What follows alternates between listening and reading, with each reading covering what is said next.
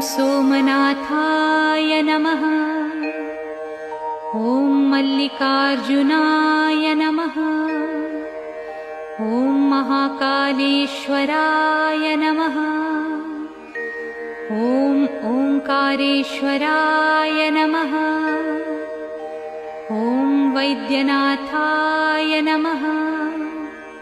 ॐ भीमशंकराय नमः। ॐ रामेश्वराय नमः। ॐ नागेश्वराय नमः।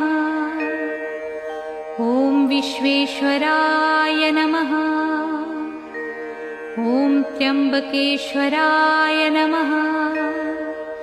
ॐ केदारेश्वराय नमः।